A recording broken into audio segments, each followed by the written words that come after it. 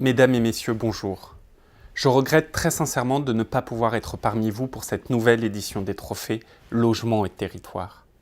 L'actualité, en particulier les événements tragiques à Marseille, me mobilise entièrement ces derniers jours. Je regrette d'être absent parce que ces trophées sont depuis 9 ans un temps fort qui réunit tous les acteurs du logement, publics comme privés.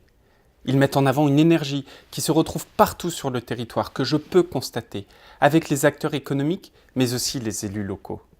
Cette méthode, cet état d'esprit, c'est aussi ce qui commande mon action depuis 18 mois. Dans le logement, comme dans d'autres politiques publiques, ce qui est décisif, c'est la dynamique que l'on met en place. C'est une dynamique qui n'oppose pas les propriétaires aux locataires. C'est une dynamique qui n'oppose pas les acteurs privés aux acteurs publics. Réunir, fédérer, impulser, simplifier, c'est ce qu'il faut pour améliorer la vie quotidienne des Français, en particulier dans le secteur du logement. Et ça, vous le savez. C'est ce à quoi je me suis engagé avant même le drame de Marseille, avec le plan Initiative Copropriété que j'ai annoncé au début du mois d'octobre. C'est un plan inédit par l'ampleur des moyens mobilisés, plus de 3 milliards d'euros. Mais il est aussi inédit car il a été élaboré en étroite collaboration avec les maires, les élus et les acteurs qui interviennent sur le terrain, ceux qui connaissent le mieux les problèmes du quotidien auxquels sont confrontés les habitants des copropriétés dégradées. Il a donc donné lieu à des mesures nouvelles et innovantes. Mais c'est aussi l'état d'esprit de la loi Logement, de la loi Élan, qui vient d'être adoptée au Parlement, à la fois par l'Assemblée nationale, mais aussi par le Sénat, ce qui est tout un symbole.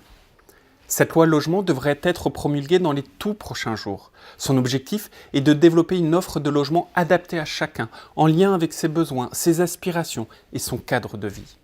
Nous souhaitons libérer la construction par plus de confiance et d'innovation, mais aussi protéger les plus fragiles. J'ai déjà eu le plaisir de détailler ces objectifs récemment dans la revue Imo Week. Aujourd'hui, avec ces trophées et cette journée autour des nouveaux usages et des nouveaux services dans le logement et des changements de tendance, je veux partager avec vous 3 convictions. Ma première conviction, c'est que innover dans notre pays, c'est parfois simplifier. Moi, je crois davantage à une France de projet qu'à une France de procédure. Or, pendant des années, nous avons privilégié la procédure au projet. C'était une erreur. Cette simplification, ce changement d'état d'esprit est à l'œuvre avec la loi Logement.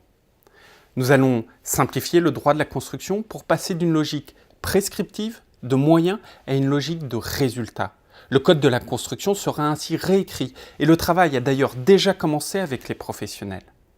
Le permis d'innover est également introduit dans la loi pour laisser plus de liberté, plus d'innovation, plus de conception directement dans les mains des professionnels. Ma deuxième conviction, c'est que innover, c'est aussi anticiper la société de demain. Chacun dans nos vies, pouvons constater combien la France a changé ces dernières années.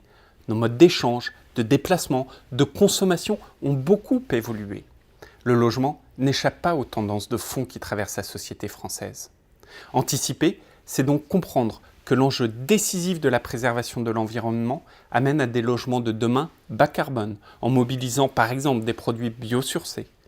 Anticiper, c'est aussi prendre en compte le vieillissement de notre société, notre souhait d'avoir une société plus inclusive, et cela dès à présent.